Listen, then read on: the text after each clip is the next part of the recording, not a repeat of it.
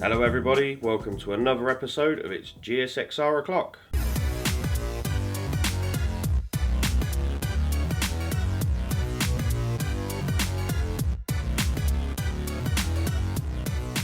So today I'm down at Zero Limits to get a set of CP Racetech brake lines. That's their specialist division that makes the brake lines. We're going to make some lines for the GSX-R. So Rich has kindly offered me down to the workshop to fit the GSX-R up for a new set of braided lines. He's only up the road, which is really handy, and we get to look around all the stuff that makes a brake line. So Rich, is there much to making a set of braided lines? The actual making of the lines is quite straightforward. Okay. It's quite a simple process, but the equipment required is specialist, and the process has to be followed 100% to make them safe and reliable. All the parts we use, we buy in from hell, so you've got that guarantee of quality straight away by using one of, if not the premium supplier in the world for braking components, and we use the same equipment as they use, and we use their process booklet for making them up. So you've got that bonus there. That's a given for quality.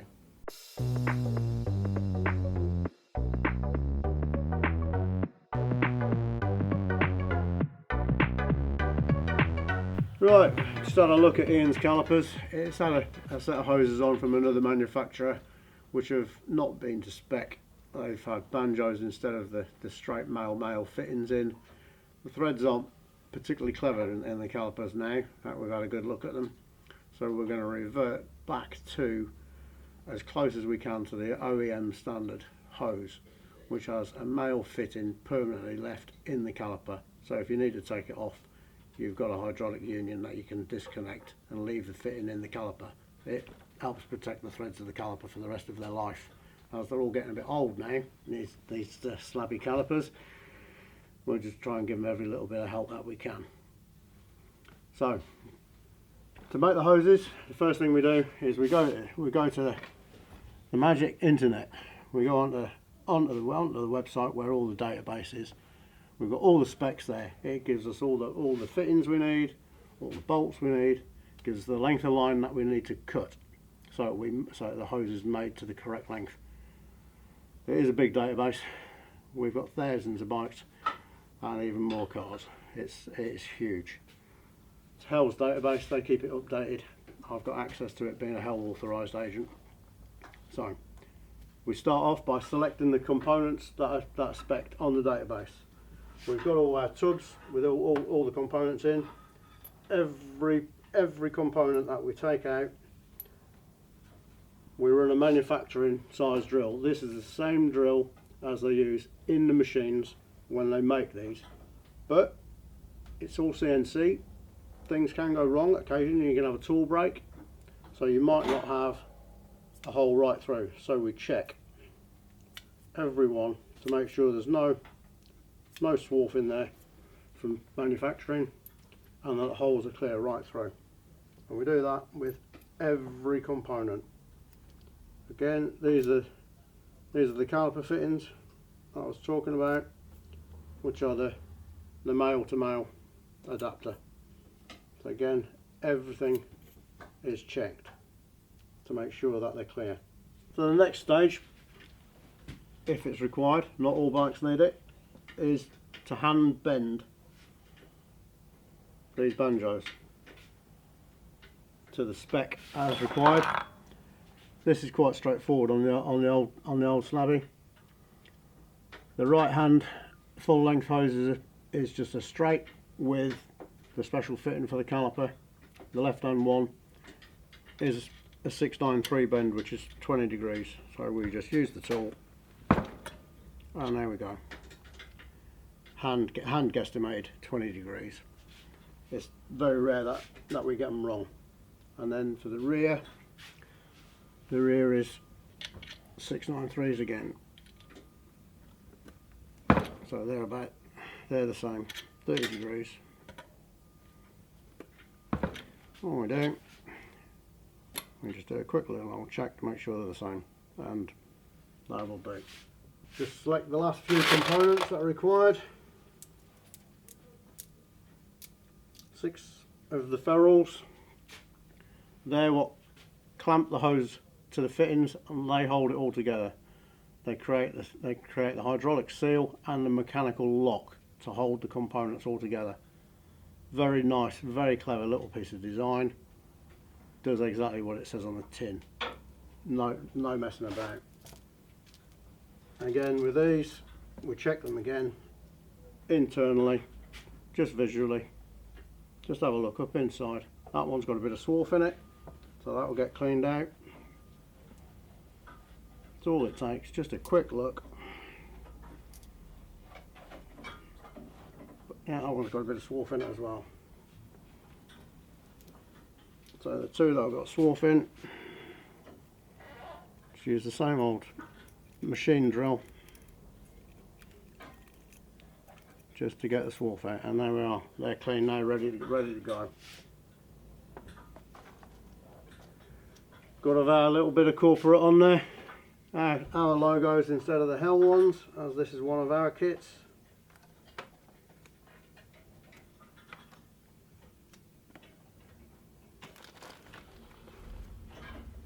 As you can see, that's the Hell one, but we don't often get asked for them. We normally just get asked to produce our own Cobra brand of hoses. Next stage is to cut your hose. We've had a look. We've got a lot of colour choices. Me and Ian have had a look.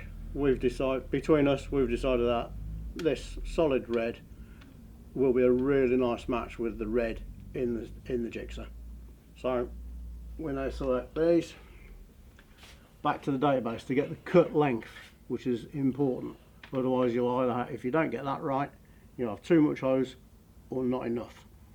So we've got, for a 3-line kit, the right hand hose on the front is a 550mm length.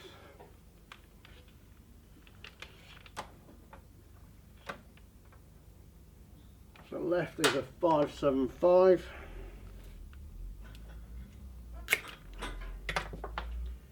I lay them out. I've got a set routine that I follow, so I just cut all my hose at once and then lay them out in an order so I know where they are. And then the rear is a 532.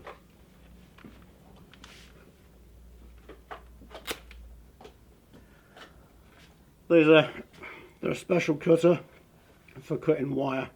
They work really well for cutting the braided hose.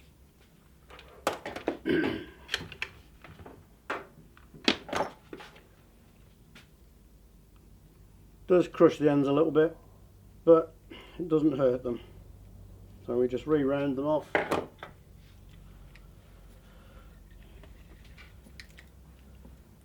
This is just a simple electrical wire cutter. It's for stripping coax cables and the such like, for getting the sheathing off. It just happens to work. It's just right. It gives us just the right length, so that when we can score these hoses and then just remove the very end. That's so that when we put the ferrule on, it goes over. It's taken just the right amount of sheathing off, so that the ferrule will go over the stainless steel, and there'll be 2 or 3 mil of the sheathing up inside. There's an undercut in there to allow for that. So when we crush it, the steel of the ferrule bites into the steel of the braided hose of the braid. Another little tool, again, something that's modified. It's a modified screwdriver, ground down, just to use to just open the hose up. So when you push that in, it's got a nice easy entry into the pipe, so you don't catch the end of the pipe and fold it over as you're putting it in. There's an assembly groove on there which you probably can't see on the video. We line that up with the end of the ferrule and we're good to go. we're good to crimp the first part, the first crimp on the kit.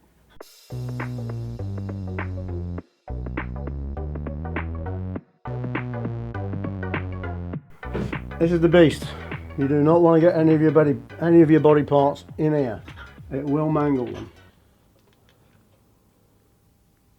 The tool has got an undercut on it, which lines up with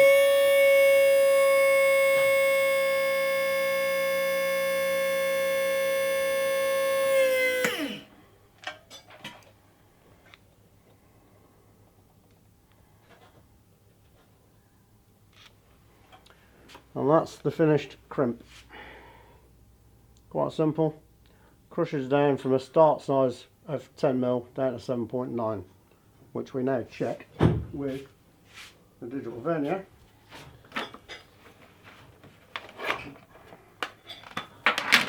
The spec doesn't call for any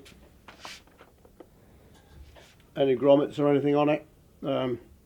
If we're doing custom hoses, we'll check customers if they need them.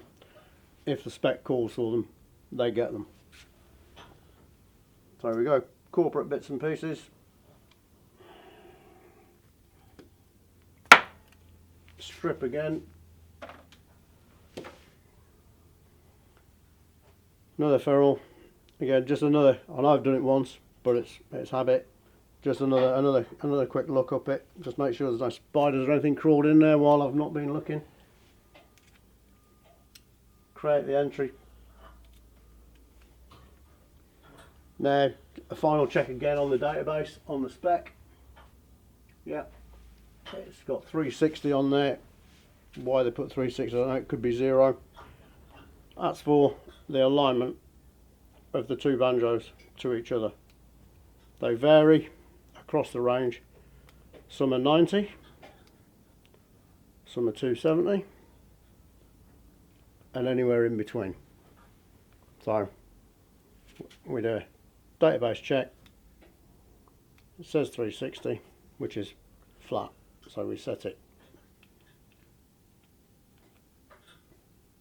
So it's the same as that one, and then we're back to the beast to recrimp the second. Yep. Yep.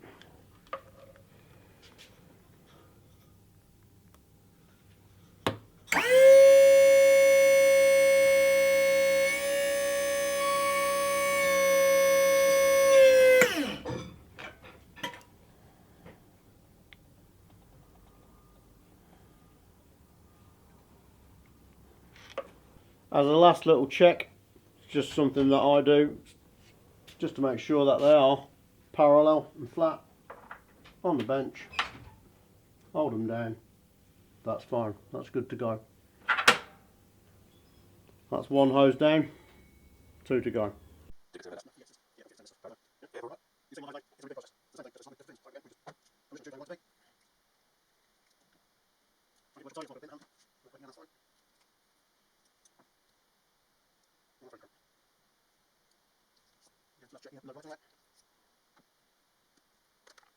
Because these are a swivel coupling, a little bit more fiddly to fit, so what we do, we use the male that's going to go in the caliper. We put them together, pre-assemble them. It just makes that easier to fit into the hose, because it locks it up as an assembly, stops that nut moving around. Otherwise you'd really struggle getting the tail into the hose. Right, hose 2 ready to crimp.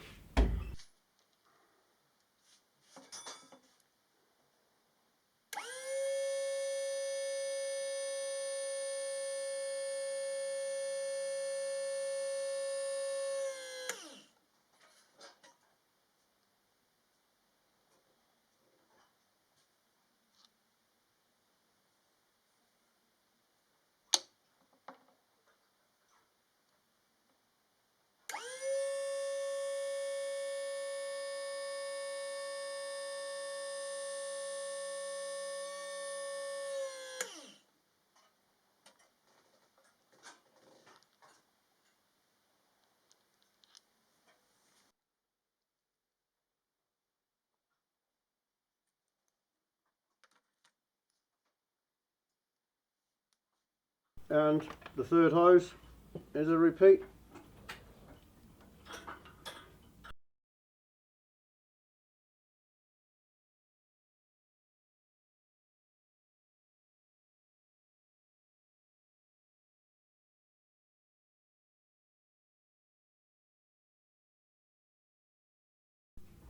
Another little bit of pre-assembly just to make my life easier.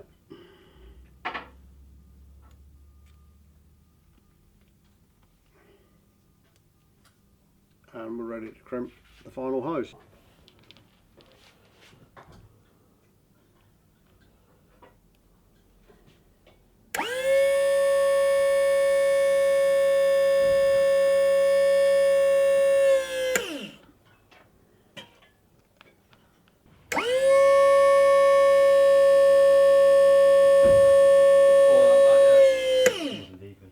What is it? T. Allen, yeah? One of the really nice, clever bits of design of this crimping system is that they're adjustable. They can be rotated. Not so critical on a hose like this, where you've got a swivel on the end. But if both ends have got banjos on, and there's a radial offset in them, which most of them there are, we set them by eye off the database. They sometimes will want a very little tweak to make them sit better on the bike, so they can be adjusted by you at home. All you need to do is get a good pair of pliers. You hold the ferrule in the pliers and then use something round shafted down through the eye of the banjo, and you can turn it to any position you want. So just like that easy.